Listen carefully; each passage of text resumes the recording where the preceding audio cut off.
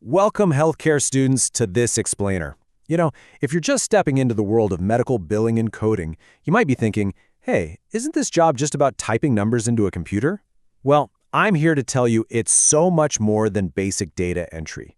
It's an entire profession requiring a deep understanding of strict regulations, a total mastery of a highly specialized language, and the ability to logically justify every single medical treatment given to a patient. You are literally translating patient care into a language that computer systems and insurance payers can actually understand. So today, we're going to break down the absolute essentials you need to master to be successful in this field. Okay, let's dive into this.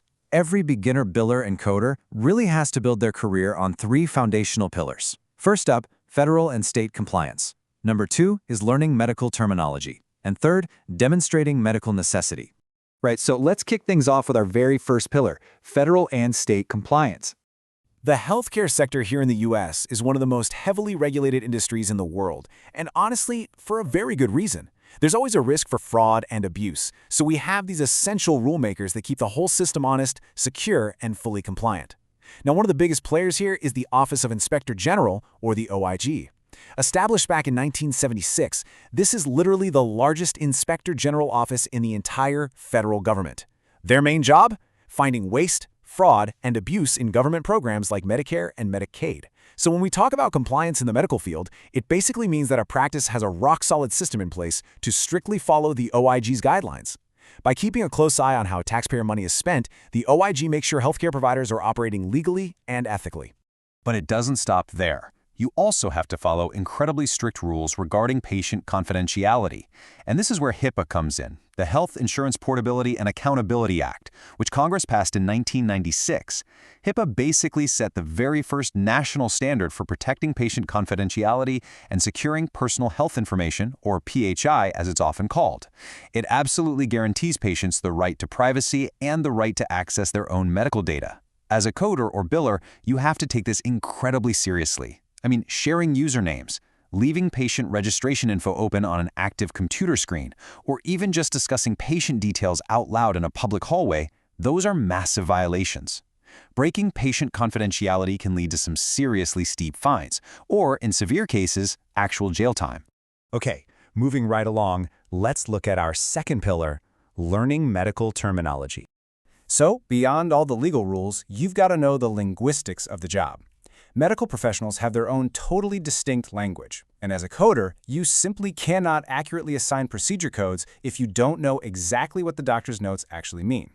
It turns out the vast majority of medical phrases are basically built like Legos, using components that have roots in either Greek or Latin. By learning how to assemble these Greek and Latin prefixes and suffixes, you can accurately describe almost any ailment, injury, condition, or treatment out there. The prefix, that's the first part of the word, often points to the location in the body, like nephro for kidney. Then the suffix, the end of the word, usually describes what was done or how it was done. A classic example is ectomy, meaning surgical removal. And this brilliantly illustrates exactly how this giant puzzle comes together. Let's look at a few examples here. If we take the prefix arthro, which means joint, and smash it together with the suffix itis, which means inflammation, it literally translates to inflammation of the joint. Arthritis makes perfect sense, right? Similarly, if you take chondro, meaning cartilage, and malacia, meaning softening, you get chondromalacia, which is exactly that, softening of the cartilage. Once you lock down the meaning of each individual little component, you're going to be rapidly making sense of incredibly complex terminology without even breaking a sweat. So you might be looking at these complex Latin and Greek roots and wondering, how do you actually master this totally new medical language? It definitely seems a bit overwhelming at first glance, but thankfully there are some incredibly effective and fun methods to learn this lingo that absolutely do not involve just staring blankly at a massive textbook. Here is your actionable study toolkit. First off, you don't need to lug heavy medical dictionaries around everywhere. Try using visual learning methods instead. Our brains are naturally wired to retain images, so linking a specific picture to a medical phrase acts as a super powerful memory trigger. Second, flashcards are your best friend. Whether physical or online, they help you absorb information quickly through visual cues. Third, try to focus just on those basic Greek and Latin roots using a handy cheat sheet. Remember, you don't need to be perfectly fluent in Latin, just familiar with those common word parts. Fourth, definitely take advantage of phone apps and mobile games designed specifically to help you recall medical terms while you're on the go. And finally, get creative. Make up your own custom acronyms. Just take the first letter of a set of similar words to build something catchy and easy to remember. All right, now we reach our third and final pillar, demonstrating medical necessity. This is where the rules and the language all come together into pure, undeniable logic. Demonstrating medical necessity is absolutely crucial. It's required to ensure providers actually get paid by insurance companies, and more importantly, that patients receive justified, high-quality care. So, the crucial point is understanding the direct relationship between two main categories of medical codes. On one side of the equation, we have diagnostic codes. These represent the illness, the injury, or the condition.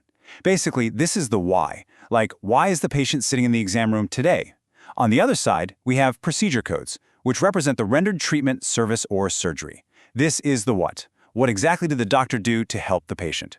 Your main job as a coder is linking that why to that what. Every single procedure code submitted for billing has to be accompanied by a diagnostic code that proves the treatment was actually required for that specific medical problem. You are basically connecting the dots to prove this to the insurance payers. They're only going to approve payment if this code linkage logically demonstrates medical necessity. To put that into perspective, the only time it's medically essential, and therefore payable, to set a broken leg is when the diagnostic code clearly proves the limb is actually fractured. You can't just cast a perfectly healthy leg. In a similar vein, prenatal care and the delivery of an infant are only justified if the patient is actually pregnant. If your codes don't logically align perfectly like that, the claim will definitely be denied. So, to wrap the whole shebang up, your success in this industry relies entirely on mastering these three elements. You absolutely have to respect the rules of compliance set by big entities like the OIG and HIPAA to protect your patients and stop fraud. You must completely immerse yourself in the medical language of Greek and Latin terminology. And finally, you have to apply the logic of medical necessity to prove beyond a doubt that every single treatment billed was thoroughly justified by the patient's actual condition. Master these three pillars, and you've got the ultimate foundation for your future career in healthcare billing and coding. As you move forward in your studies, just take a second to ask yourself, how many patients' lives will be positively impacted by your dedication to mastering these three pillars behind the scenes? Please like, share, and subscribe to Decode Healthcare with Harsha.